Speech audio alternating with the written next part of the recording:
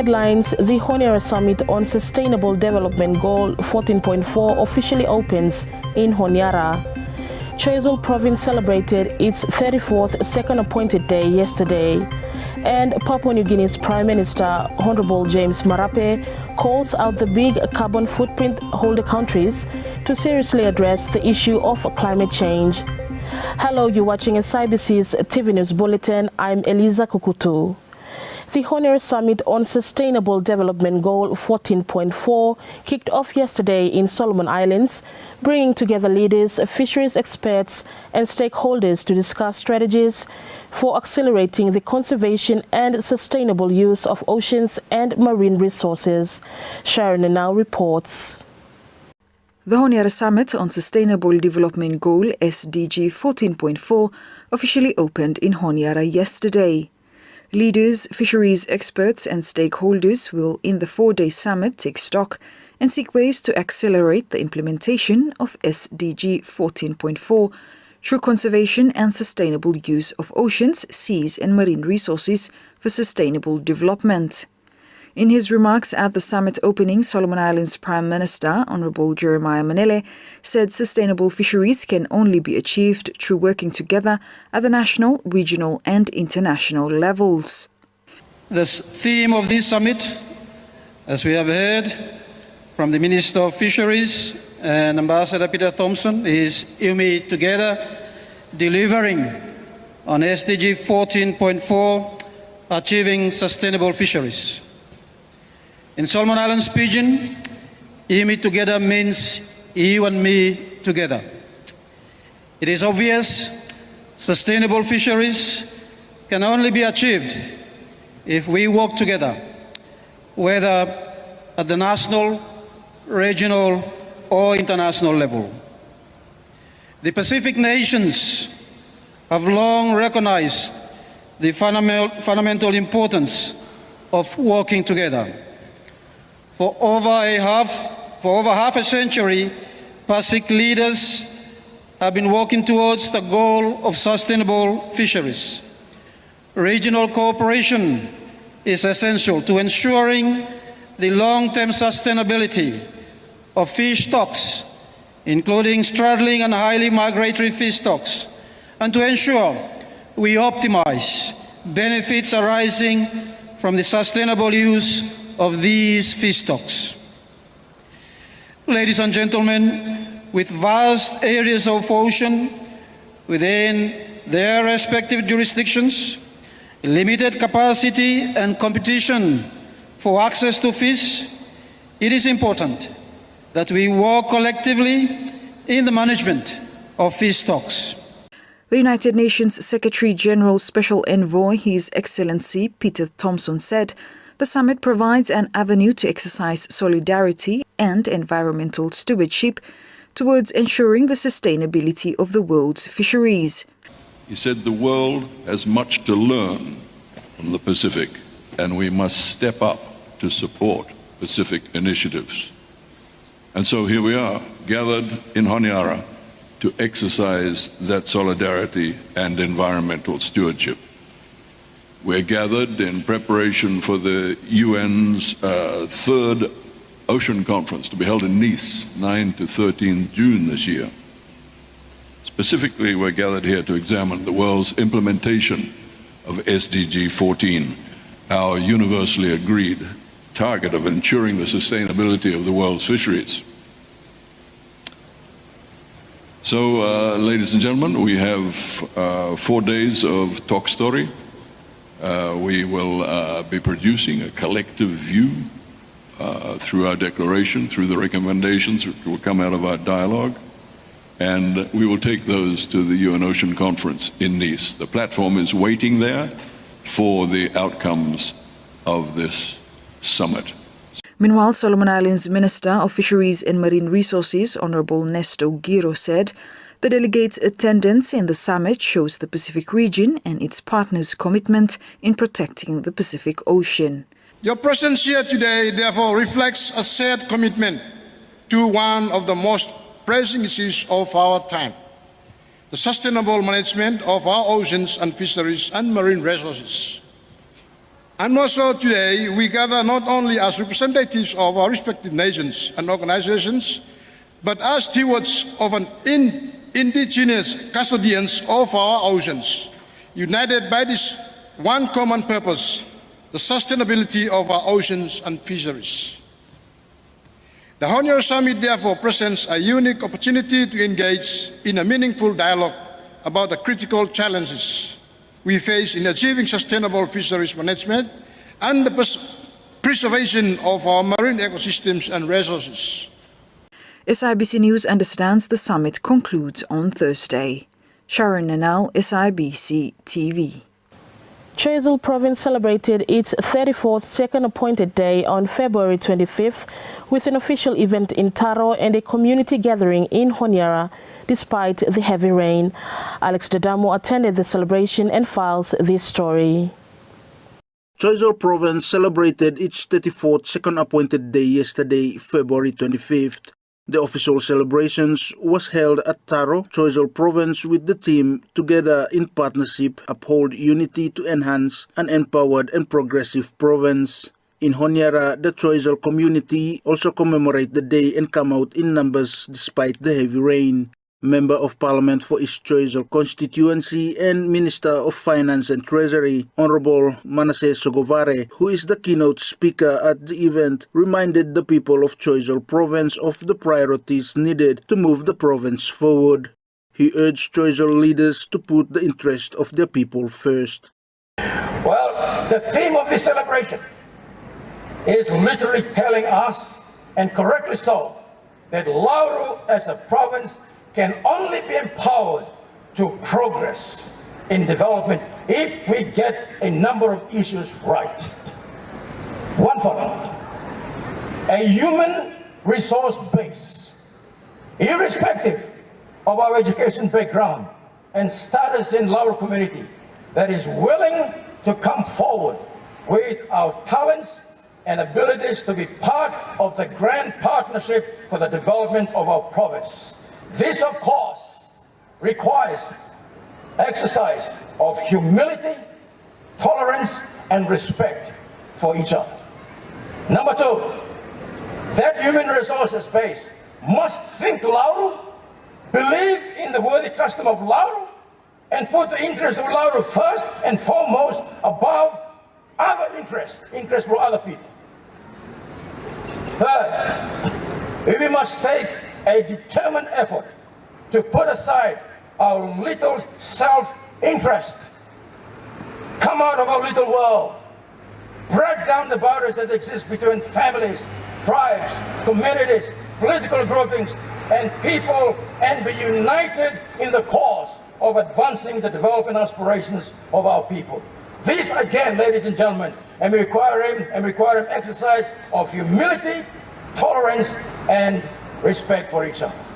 He also pointed out that leaders of Choiseul have a responsibility to unite the province and demonstrate their commitment to moving it forward. Yumi, as leaders of Lauru, Yumi got a responsibility for uniting people of Yumi if Yumi is serious about progressing development Longo province of Yumi. May God and bless you all. Happy 34th anniversary, every people of Lauru. Choiseul Province gained autonomy from the Western Province on the 25th of February 1992 and established its local provincial government.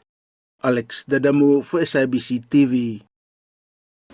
Papua New Guinea's Prime Minister Honorable James Marape calls on major carbon-emitting countries to take urgent action on climate change during his address at the Honiara Summit on Sustainable Development Goal SDG 14.4.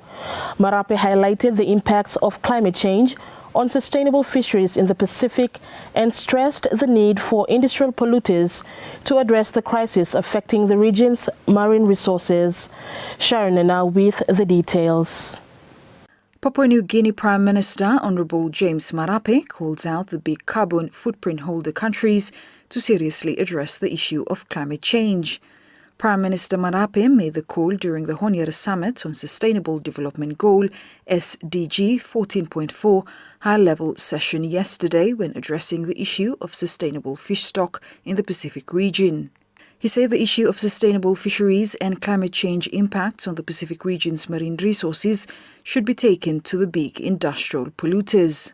Sustainability has been part of Pacific life for centuries. We've traveled high oceans for centuries. We've managed our fish stock for centuries. The ocean is our supermarket.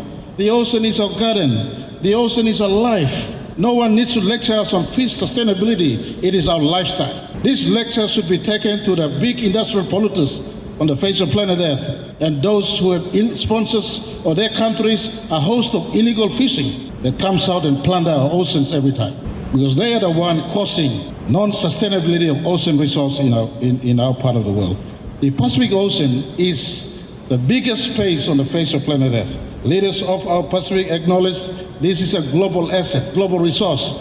That is why they carved out the Blue Pacific continent, the Blue Pacific strategy, to ensure we are compliant to SDG number 14. By the way, SDG number 14 arrived later. My Pacific people practice sustainable fisheries for millennium of years.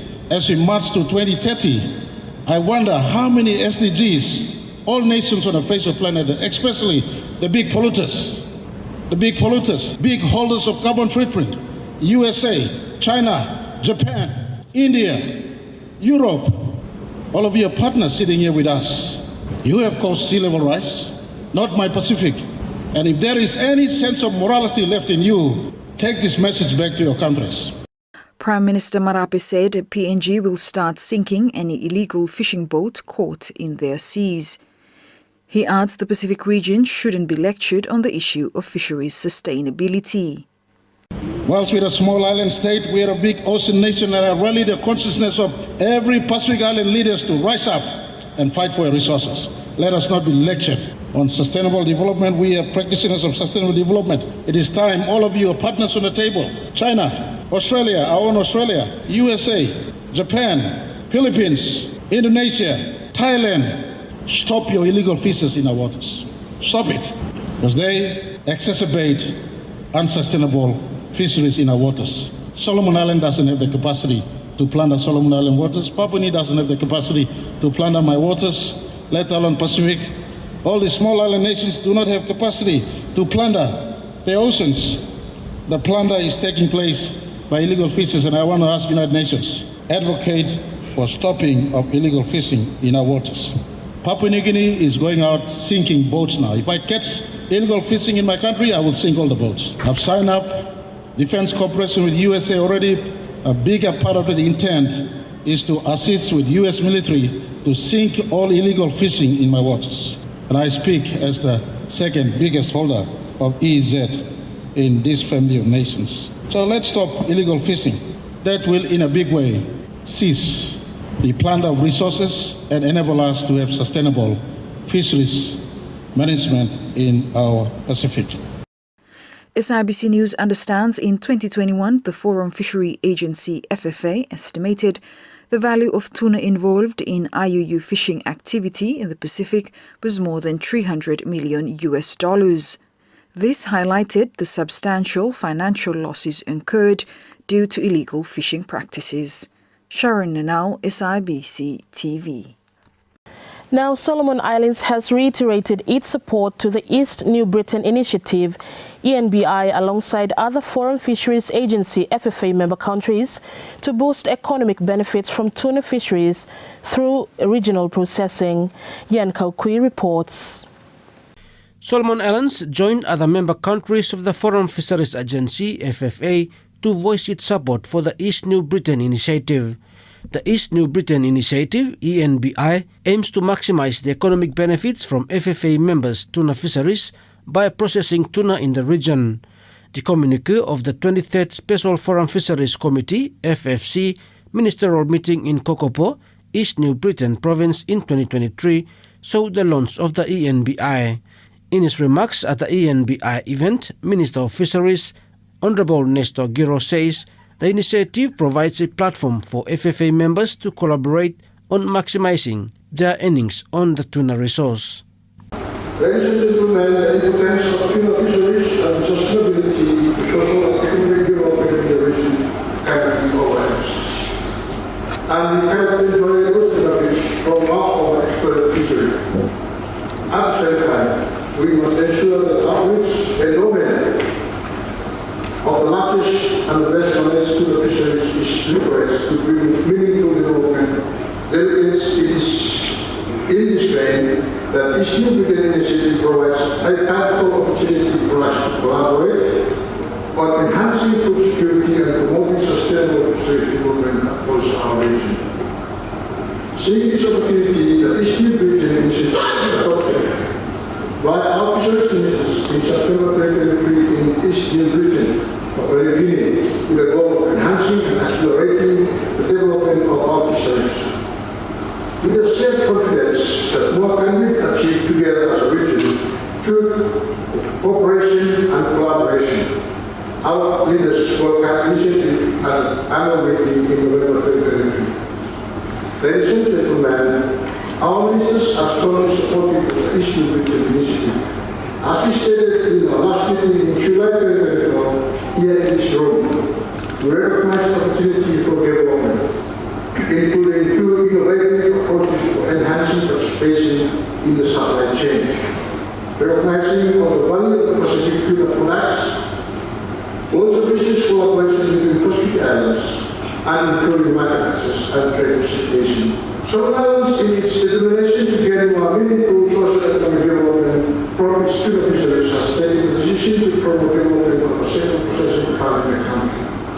This processing plant will be built in Malaya Province at Green Harbor, which lies at the southern end of the Laguna Lagoon, some 25 kilometers from the coastal town of Albuquerque. I will build more on this project as my outsource will be presenting this project. Papua New Guinea Minister of Fisheries and Marine Resources and East New Britain Initiative Working Group Chair, Honorable Jelta Wang, says the ENBI will allow FFA members to develop robust business cases when negotiating their tuna resource. The essence of our Pacific way of life is at stake. If we allow ourselves to be controlled by external forces dictating global prices, we are the rightful stewards of our resources. It is imperative that we unite as a cohesive region rather than allowing ourselves to be picked up one by one. We must cultivate a narrative that reflects our collective identity with the East New Britain Initiative as our vital connection. The so-called civilized nations that seek to guide our lives often overlook our rich traditions and cultures, offering misleading aid to maintain relevance while their foreign policies aim to suppress us. Fellow Pacific Islanders, this is our moment to stand together. Just as the tuna roam freely in our waters, we must recognize our power and our potential.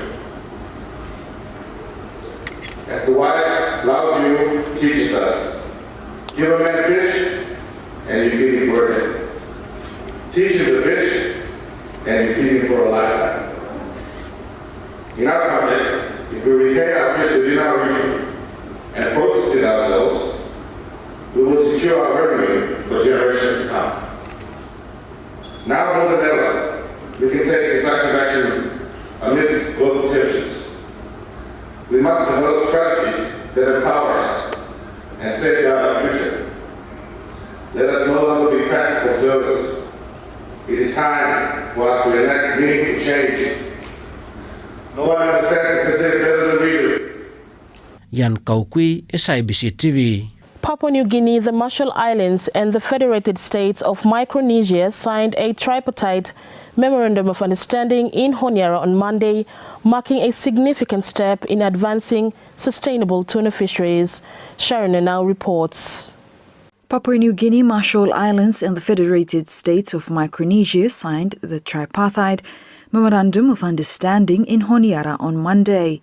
The MOU signed at the sideline of the Honiara Summit on Sustainable Development Goal SDG 14.4, Achieving Sustainable Fisheries, will allow the three countries to further develop their tuna resource through information and technical cooperation.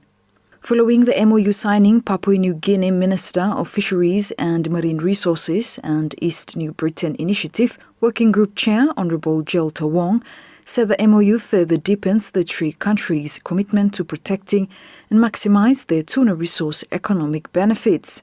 The tripartite MOU is part of the East New Britain Initiative. The Eastern Britain Initiative plan, as well as just being good Pacific relations. We need to keep everybody together. Whether you're big or you're small, we have a motto, never to leave anyone behind. And I'm very happy that both countries are coming together with us to help build on their economies, and we work together. They have strengths that Papua New Guinea may not have those strengths. They have the things that within their own countries that we may be able to help.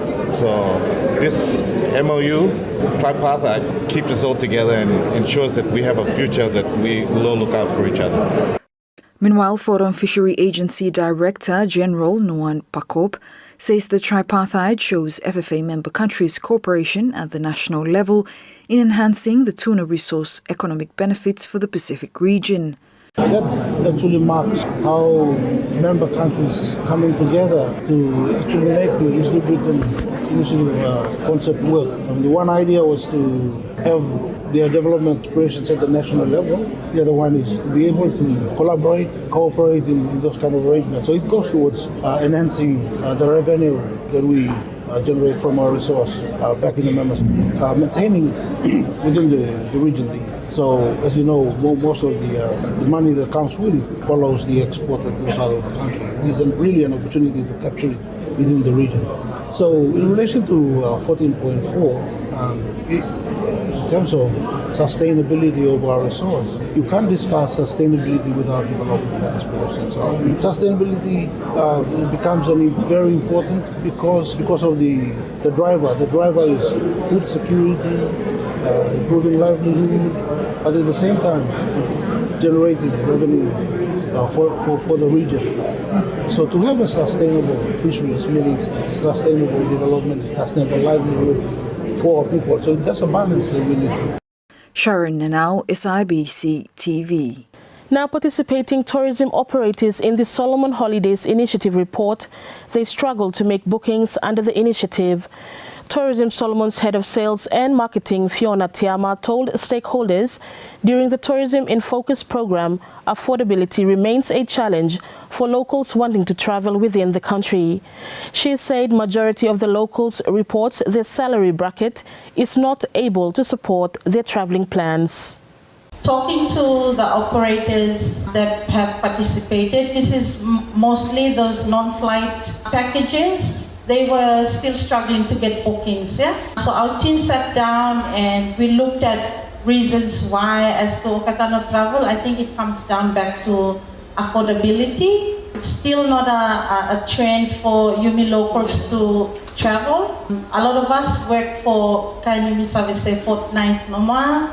So we will still look at ways how we can put aside subsidies to support these operators to encourage domestic travel. Ms. Tiama said despite the challenges faced by the Solomon Holidays Initiative, they will continue with its rollout, but with added focus on the domestic expat customer base. We've realized that COVID has gone way past us. Everybody's back on board and the ball's rolling for each of the operators. That sort of slowed down the domestic initiative too, but that's something we still want to work with Solomon Airlines on, but on a seasonality basis, low season and kind of thing. So our objective is to continue to encourage and capture that market that can afford that, to travel within our borders and explore our own backyard. And also to encourage the domestic expats, instead they go back to their home countries for holidays. We have a lot of Australians, a lot of Kiwis working in the Solomon Islands. Why not we try and switch their mind for their families to come over for a holiday instead of them going back? Launched during the COVID-19 pandemic initially under the name Yumi Together Holidays before it's renamed to the Solomon Holidays Initiative, this initiative aims to encourage domestic traveling following the closure of the country's international borders. Now, during the 34th Choiseul Province Second Appointed Day commemoration in Honiara, Honorable Manasseh Sogavare urged the people of Choiseul to reflect on their personal contributions to the province's development, emphasizing the need for collective efforts to drive progress. Alex Dedamo reports. Honorable Manasseh Sogavare called on the people of Choiseul Province to reflect and ask the question, what contribution have they contributed to the development of the province? Honorable Sogavare made the call during his keynote address at the commemoration of the 34th Choiseul Province Second Appointed Day celebrations in Honiara. More importantly, the event in providing an opportunity for all of us, for him to take him a moment on the occasion of the second appointed day celebration amidst of the busy schedules of Rohimi, to pause for a moment and ask ourselves the question of what is my personal contribution to the development of Choiseul Province? A serious question indeed. Serious. I am actually impressed by the way the organizing committee wants us to do that. They ask all of us to think about these issues by providing a theme for this celebration. All Lauru people are called upon to challenge ourselves going forward to work together in partnership, upholding unity in order to enhance an empowered and progressive province. Thus the theme, together in partnership, uphold unity to enhance an empowered and progressive province. What a thought-provoking theme for discussing. In the spirit of unity, Honorable Sogavare commended the people of Choiseul Province for their good behavior in the country's multi-ethnic society. I want to commend you. I want to commend our people for being good corporate citizens of our country.